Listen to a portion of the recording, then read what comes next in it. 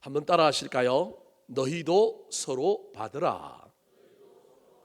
자, 한 번도 가보지 않은 교회, 로마 교회를 향하여 사도 바울이 편지를 쓰고 있습니다. 대부분 사도 바울의 편지는 자기가 설립했고 이미 갔다 온 교회에 문제가 생겨서 그 문제를 해결하기 위하여 편지를 썼는데, 로마서는 유일하게 가보지 않은 교회, 앞으로 갈 교회, 그런데 그 교회에 문제가 생겨서 그 문제를 해결하기 위하여 쓰고 있는 편지라고 이해하면 좋겠습니다. 사도 바울이 계속하여 로마 교회의 교인들을 향하여 그 교회 안에 있던 이 유대인들과 이방인들 간의 신앙의 차이, 특별히 어떤 날을 지킬 것이냐, 어떤 음식을 먹을 거냐, 어떤 절기, 어떤 규례를 지킬 거냐, 할례를 받을 거냐, 받지 말을 거냐에 대한 문제를 가지고 교회 안에 믿음이 강한 자와 믿음이 약한 자가 있는데, 이 믿음이 강한 자와 약한 자들이 어떻게 해야 될까에 대한 이야기를 계속해서 권면하고 있습니다. 오늘은 그 권면의 마지막에 해당된다고 보면 됩니다. 오늘 본문 이후로는 이제 사도 바울이 자기가 로마에 갈 거다, 로마에 가려고 하는 이유가 뭐냐면, 내가 스바나, 저 스페인 땅끝까지 전도하려고 하는데 누구의 도움이 필요하냐면 너희들의 도움이 필요하다라고 하는 이 로마서를 쓰고 있는 두 번째 이유에 대하여 이제 이야기할 것입니다. 그리고 난 다음에 로마 교회에 가보지 않았지만 이 로마 교회 교인들 중에 글라우디오라고 하는 황제 때에 추방령이 내려져서 로마에서 잠시 피신하여 고린도 이런 지역에 있다가 사도 바울을 미리 만났던 로마 교회 교인들이 있는데, 그 교인들에게 안부를 전하는 이야기가 16장의 마지막으로 이제 로마서가 끝나게 됩니다. 믿음이 강한 자와 약한 자, 아니 더 나아가서 공동체적으로 함께 신앙생활할 때 다름이 있을 때 어떻게 해야 될까?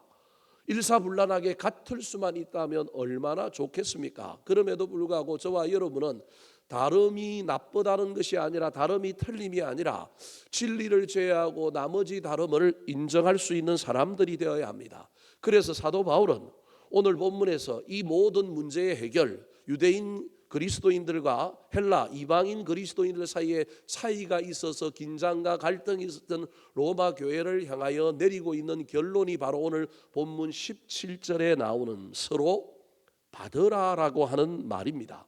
이 말은 서로 존중하라, 더 나아가서는 서로에게서 배워라. 배척하고 대적하고 미워할 것이 아니라 존중하는 걸 넘어서서 비무장지대를 만들고 너는 너 나는 너, 그래 서로 주장하지 않고 서로 강제하지 않고 그냥 그렇게 평행선을 그으며 나아가는 정도를 넘어서서 저 속에도 하나님이 역사하고 있는 것이 있다. 목사는 가르치는 자만 아니라 교인들에게서도 배워야 하는 자고, 우리가 서로 다 배워야 한다. 우리 하나님은 각자에게 다 역사하시는데 그 각자에게 역사하시는 우리 하나님의 그 놀라운 역사와 은혜가 무엇인가를 서로 배워야 한다. 이게 서로 받으라라고 하는 얘기입니다. 더 나아가서 그 단계를 넘어서서 존중하고 배우는 단계를 넘어서 어떻게 해야 되느냐면 받아들이고 수용해야 된다라고 하는 이야기까지 나아가고 있습니다. 참 어려운 이야기입니다. 저와 여러분이 다 한 성깔 해서 또 우리가 가지고 있는 기준과 가치관, 자라온 환경과 또 우리 나름대로의 기준이 있기 때문에 나랑 다르는 사람 용납하고 그에게서 배우기도 어려울 뿐만 아니라 그를 내 삶의 영역으로 받아들이고 그와 연합하는 일 정말로 어렵습니다. 그럼에도 불구하고 저와 여러분이 예수를 믿는다고 한다면, 공동체 안에서 생활을 한다고 한다면, 할 수만 있다면 여러분 아직도 남아있는 이 길을 걸어가야 합니다. 어렵지만 걸어가야 할 일이 이 길이다라고 하는 것을 잊어버리지 말았으면 좋겠습니다. 오늘 본문 말씀을 통하여 사도 바울이 로마 교회 교인들을 향하여 너희도 서로 받으라라고 했을 때 이것이 어떤 의미인지, 왜 받으라고 했는지, 받아야 될 목적은 뭔지, 그 방법은 무엇인지에 대하여 살펴볼 때 은혜 받고, 어렵지만 힘든 이 길을 향하여 저와 여러분이 넘어지고 자빠지고 때로는 마음이 다치더라도 또 언젠가는 마음문을 열고 이 길을 향하여 달려갈 수 있게 되기를 예수님의 이름으로 축원합니다. 자, 그렇다면 너희도 서로 받으라, 이 말은 어떤 의미일까요? 첫 번째입니다. 따라 하시겠습니다. 이유는 예수님 때문입니다. 이유는 예수님 때문입니다. 서로 받아야 할 이유는 나한테 있는 것이 아니고 내가 위대하거나 내가 믿음이 좋기 때문이 아니고 상대방이 나한테 뭔가를 좀 알랑방구를 끼고 좀가 옛날과 다른 태도를 나한테 취했기 때문이 아니라 누구 때문에 받아줘야 되느냐 하면 예수님 때문이라는 겁니다. 7절 말씀 같이 읽어볼까요? 시작. 그러므로 그리스도께서 우리를 받아 하나님께 영광을 돌리심과 같이 너희도 서로 받으라. 자, 예수님께서 우리를 받아주셨다라고 하는 대전제. 그때 예수님이 우리를 받아주셨을 때 우리에게 받아줄 만한 건덕지가 있었던 것이 아니라는 거예요. 자격도 없고 능력도 없고 이유도 없는 우리를 예수님께서 우리를 먼저 받아주셨는데 우리는 자꾸 이걸 잊고 사는 거예요. 자격 없는 내가 받아들여짐을 받아서 당해서 내가 예수를 믿는 사람이 되고 내가 오늘날 이 자리에 있는데 옛날 나의 신분, 옛날 나의 정체성은 잊어버리고 자꾸 내가 다른 사람에게 너 자격 없어, 너 나한테 잘해야 돼 라고 얘기한다라는 거예요.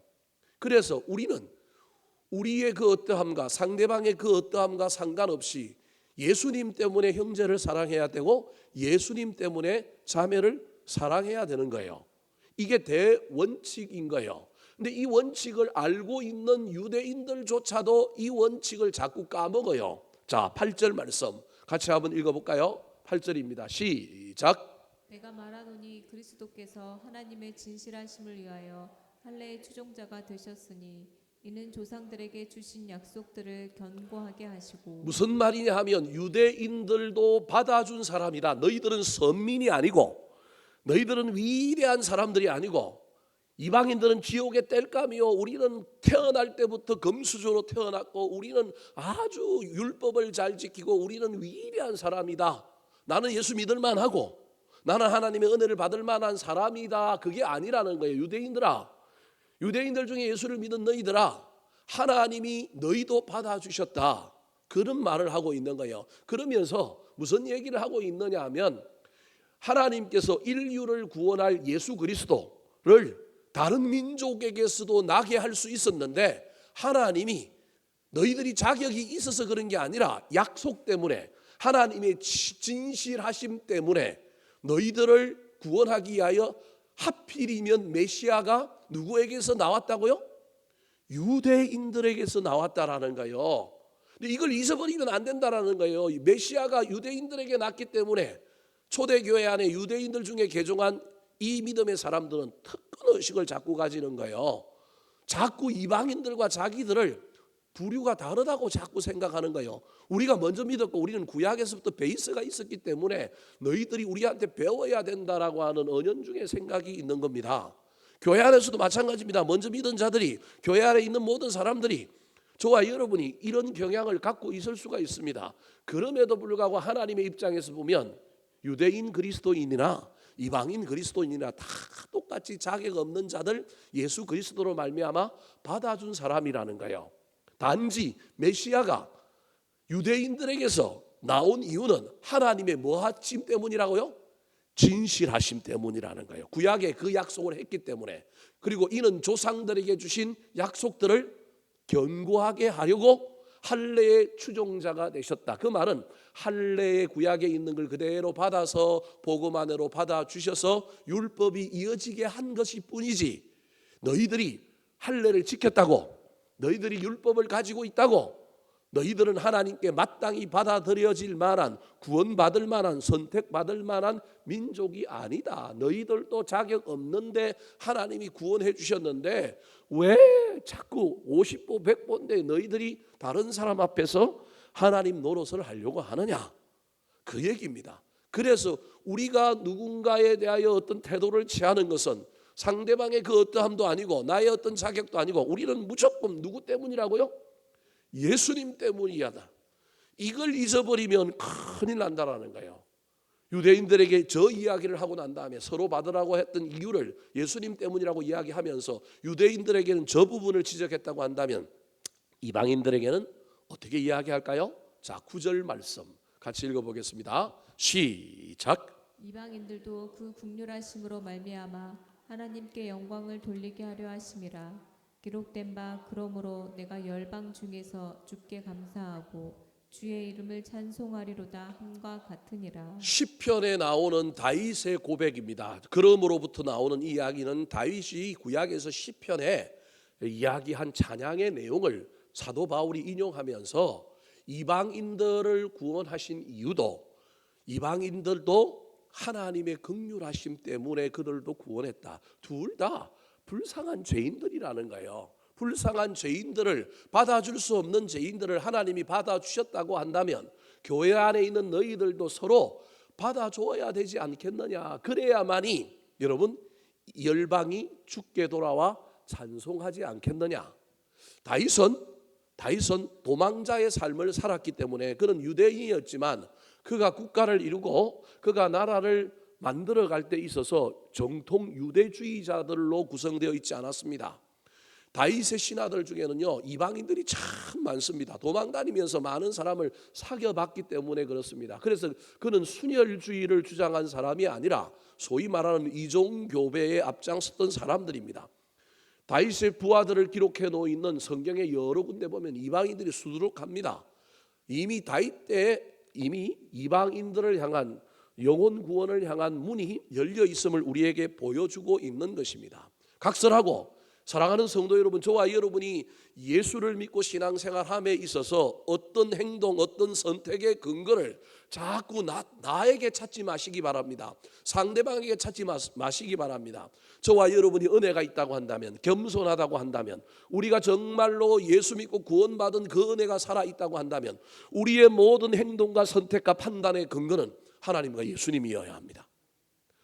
그 어떤 사람이 아니라 나에게 있던 어떤 기준이 아니라 하나님과 예수님이어야 한다는 사실을 잘 기억하여 내가 지금 내 자존심을 가지고 상대방이 나에게 어떻게 하느냐를 가지고 내가 선택하고 판단하고 있지는 않은가, 이유가 어디에 있는가 잘 살펴보아서 자꾸 이유를 예수님 때문이라고 말하고 이를 악물고 저와 여러분에게 있는 이 육신의 생각을 누르고 예수님에게로 돌아가서 예수님 때문에 무엇을 선택하고 할 수 있게 되기를 예수님의 이름으로 축원합니다.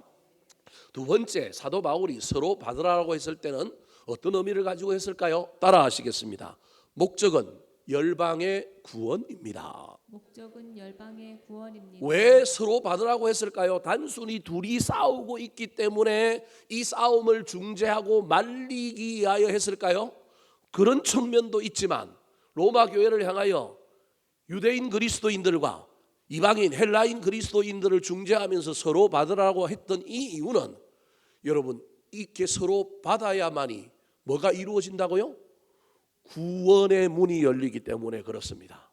너희들이 서로 편하게 지내느냐, 너희들이 사이 좋게 지내느냐, 그게 목적이 아니라 궁극적으로 복음의 문이 열릴 수밖에 없는, 복음의 문이 열리려면 서로 뭐 해야 된다고요? 받아야 되는 거예요. 교회 안에서 서로가 서로를 받아주지 않는데 믿지 않는 영혼이 어떻게 이 공동체에 받아들여질 수 있겠느냐? 우리 교회가 다다음 주에 이웃사랑 전도 축제를 합니다. 우리가 많은 이방인들을, 많은 믿지 않는 사람들, 믿다가 낙심한 사람들, 우리 가족들을 자꾸 교회 안으로 데리고 오게 만들려고 합니다. 한날의 행사로 어찌 영혼을 구원하겠습니까? 여러분 안 나오겠다고 하는 남편 있으면요, 야 1년에 우리 교회가 맨날 이 행사 하는데 해마다 오라고요? 이야기하시기 바랍니다. 해마다 당신이 나오고 산다고 한다면 아들아, 딸아, 너 엄마 체면 세워주기 위해서 해마다 한 번은 어느 교회 오라고요? 우리 교회 오라고요. 가랑비에 뭐가 젖을까요? 옷이 젖지 않겠습니까 여러분? 그러다 보면 하나님이 또 다르게 역사하여 구원의 문을 어떻게 열어줄지 어떻게 압니까? 여러분 한 방에 구원하는 일은 우리에게 능력이 없습니다. 누구에게 있느냐 하면 예수님에게밖에 없습니다. 그래서 우리는 어떻게 될지 알 수 없습니다. 여러분 전도 행사 끝나고 난 다음에 뭐 사라졌고 다 아무도 없더라, 그래서 뭐 이 행사 어떻게 해야 되냐, 절대 그런 말 하지 마시기 바랍니다. 여러분 씨를 뿌리는 것에는요 헛수고들이 얼마나 많은지 모릅니다. 근데 알고 보면 그게 헛수고가 아니라 어디에서 어떻게 열매 맺을지 모른다니까요. 우리 교회가 열매를 안 거뒀는데 딴 교회가 열매를 거뒀는데 그 교회가 자기가 다 해서 그 열매 거둔 줄 알지만 천국에 가보면요 하나님께서, 예수님께서 지분을 다 얘기해 주실 거예요. 이영기 목사가 구원받아서 목사 된 것에는 누구누구의 지분이 얼마 있고 어떤 사람의 지분이 얼마 있고 누가 어떻게 했다 다 우리 주님께서 다 얘기해 주실 거예요. 그래서 우리의 한 행동은 헛수고가 아닙니다. 돈의 낭비라고 이야기하지 마시기 바랍니다. 교회에서는요 가성비를 따지면 안 됩니다. 이거는요 말도 안 되는 헛된 낭비입니다. 돈을 들이고 이 행사를 치렀는데 남는 사람이 없다? 세상의 눈으로, 경영학과 마케팅의 눈으로 보면 이런 행사는 절대 하면 안 되죠. 근데 그게 아니라는 겁니다. 여러분, 천국의 법칙과 영혼의 사역에 있어서는 여러분 이게 귀한 겁니다. 그래서 하는 겁니다. 사랑하는 성도 여러분, 그 길에 가장 중요한 것은 우리끼리 하나가 되느냐, 우리끼리 잘 되느냐. 지난주 토요일 날 바자회를 보면서 제가 느꼈던 것 중에 하나는, 바자회 하다가 매년 보면요 딱 보면요 얼굴 붉히는 사람들이 간혹 있어요. 뭐 올해도 있었는지 없었는지 모르겠지만 일단 제 눈에는 안 보였어요. 딱 보면 알잖아요. 저 바자회 하다가 저 부서하고 이 부서하고 싸웠고 자기들끼리 뭔가가 좀 문제가 생겨갖고 얼굴이 좀 이상해요. 딱 보면 알아요. 제가 뭐 눈치가 구단인데 그거 모르겠어요. 근데 올해는요 그래도 그게 안 보이거나 적게 보여서 얼마나 감사했는지 모르겠습니다. 그래서 제가 하나님께 감사했습니다. 하나님, 우리끼리 잘 지내고 우리끼리 서로 잘 받아주는 일, 이거 참 귀한 일인데 잘 됐으면 좋겠습니다. 그때 무슨 문이 열린다고요? 복음의 문이 열립니다. 예수 그리스도가 우리를 받아주셨으니 우리도 예수 그리스도를 닮아서 누군가를 받아주는 일들이 일어나야 합니다. 그래서 때로는 내 자존심을 건드리고 때로는 나의 약점인데도 불구하고 그걸 보호해주기는커녕 그걸 건드리는 사람이 있더라도 여러분, 저와 여러분이 그것을 받아주는 일들을 통하여 우리 공동체가 얼마나 성숙해져 가느냐, 얼마나 하나 되어져 가느냐, 그때 전도의 문도 열어주시고 영혼 구원의 문도 활짝 열어주실 것입니다. 오늘 본문에서도 사도 바울이 서로 받아줘야 될 이유는 하나님께 영광 돌리는 건데, 그 영광 돌리는 건 열방이 주께 돌아와 찬송하면 되기 때문이랍니다. 10절과 11절 말씀 같이 읽어보겠습니다. 시작. 또 이르되 열방들아 주의 백성과 함께 즐거워하라 하셨으며 또 모든 열방들아 주를 찬양하며 모든 백성들아 그를 찬송하라 하였으며. 사랑하는 성도 여러분, 우리가 서로 받아들이지 않는데 다른 사람이 우리를 받아줄 수도 없을 뿐만 아니라 우리 공동체가, 우리 가정이 다른 사람을 품기가 쉽지 않습니다. 가정의 많은 문제, 특별히 자식들의 많은 문제는 부모와 자식들 사이에 서로 받아줌, 소통이 얼마나 일어나느냐가 중요합니다. 그래서 행복한 가정, 또 자식들이 잘 자라는 가정의 특징 중에 하나는 수용성입니다. 수용과 간용이 얼마나 일어나느냐.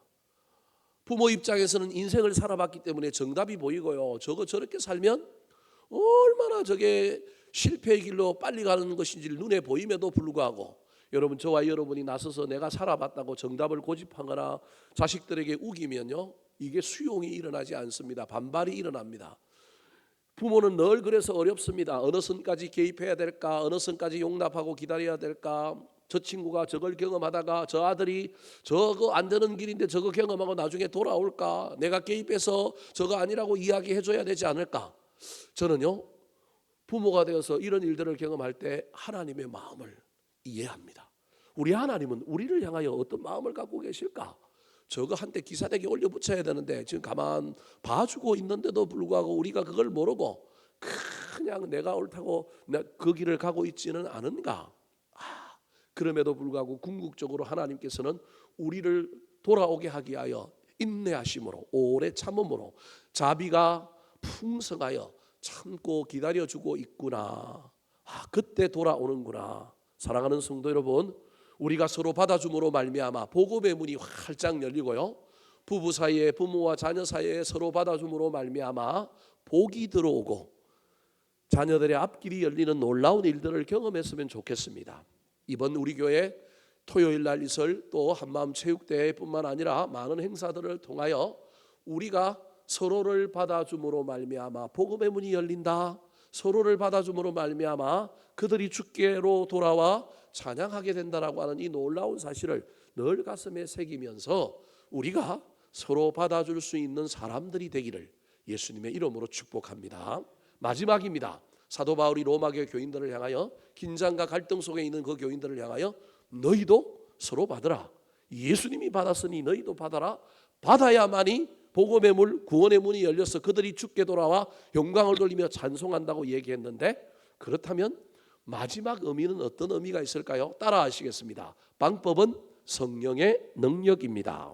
방법은 성령의 능력입니다. 자, 알기는 알겠습니다. 예수님께서 우리를 받아주셨으니, 그 은혜로 내가 예수 믿고 구원받은 자 되었으니 상대방이나 나의 그 어떠함이 아니라 예수님 때문에 상대방을 받아줘야 되고, 그때 받아줄 때 복음의 문이 열리고 구원이 일어난다는 건 머리로는 알겠는데 실제로 삶의 현장에서는 그게 쉬워요, 어려워요? 참 어렵습니다. 이게 자존심이, 체면이 뭐라고, 그리고 누가 먼저 하느냐, 이 문제가 참 어렵습니다. 그리고 내가 그걸 무엇인가를 했을 때 상대방이 나한테 호응해주면 또 좋겠는데, 만약에 내가 그랬는데 상대방이 그러지 않으면 이게 어떻게 될까라고 하는 우리 인간의 이게 약한 마음의 고리들이 있습니다. 오늘 사도 바울이 그 문제와 관련하여 인간의 능력으로는 안 되니 어떻게 해야 된다고 이야기하고 있을까요?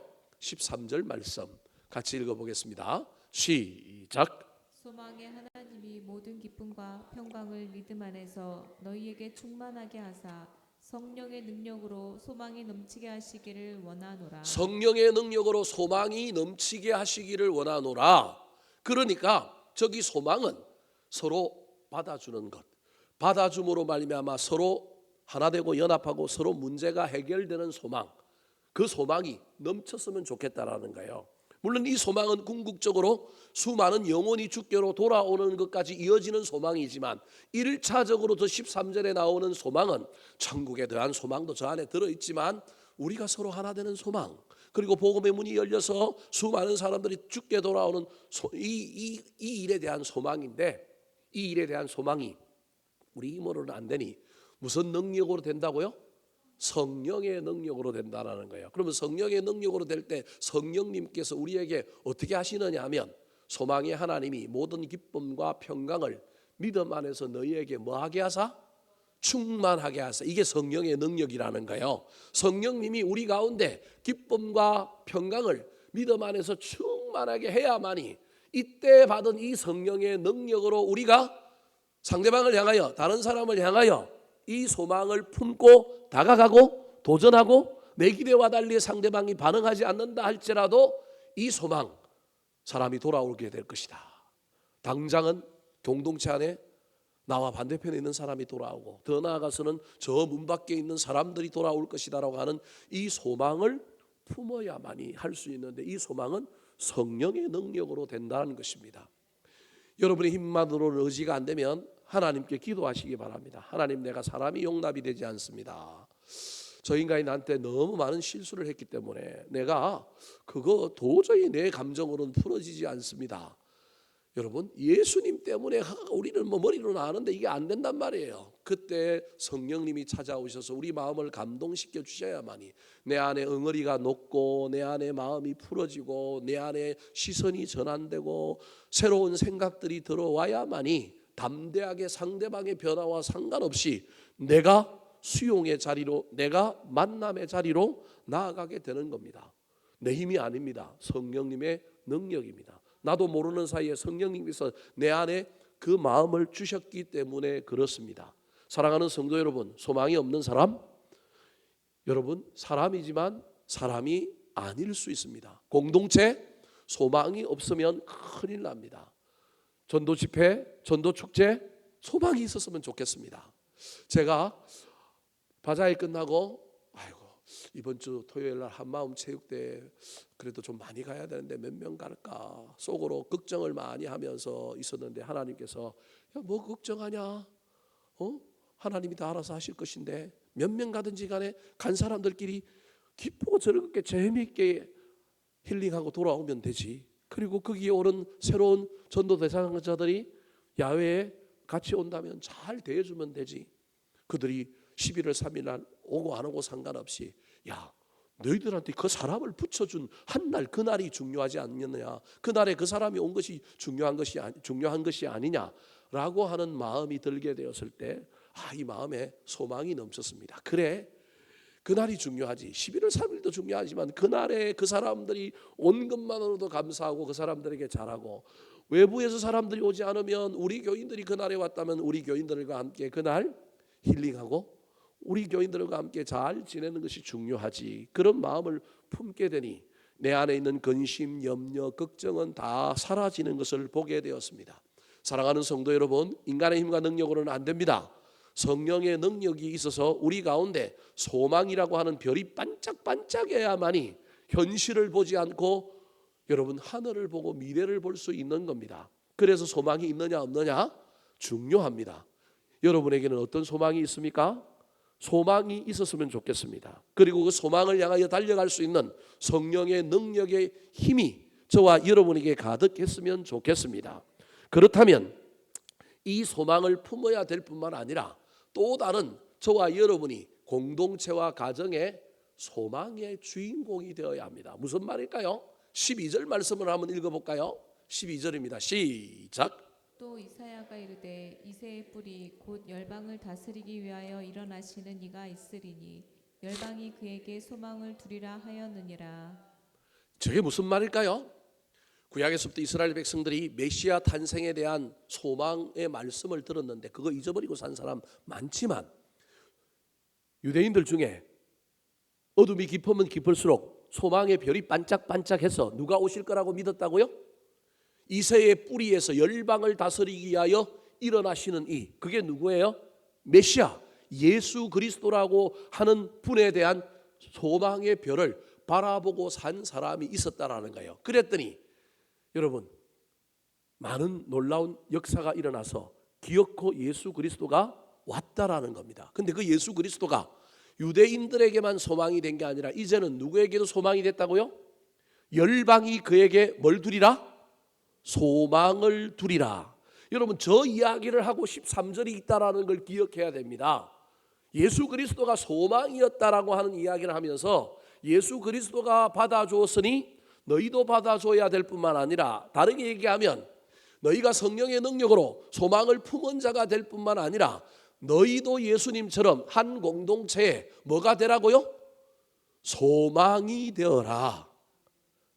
교회 안에 어떤 사람에게 소망이 될 뿐만 아니라 열방 믿지 않는 사람들이 너를 보고 소망이 되어 교회에 나왔으면 좋겠다.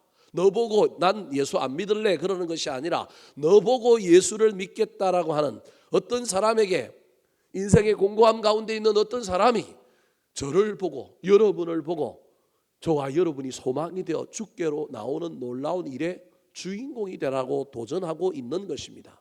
사랑하는 성도 여러분, 소망을 품으시고 더 나아가서 소망이 되시기 바랍니다. 그러려면 저와 여러분의 인격으로, 지금 저와 여러분의 신앙생활로는 될까요? 안 될까요? 죄송합니다만 어린 마음 부르지도 없습니다. 나하고 같이 살고 있는 내각씨가, 내 아내가 날 보고 예수를 믿을까 말까 이것도 고민되는데, 잘 모르는 저 세상에 다른 사람이 날 보고 예수를 믿는다, 내가 그들의 소망이 된다? 쉽지 않습니다.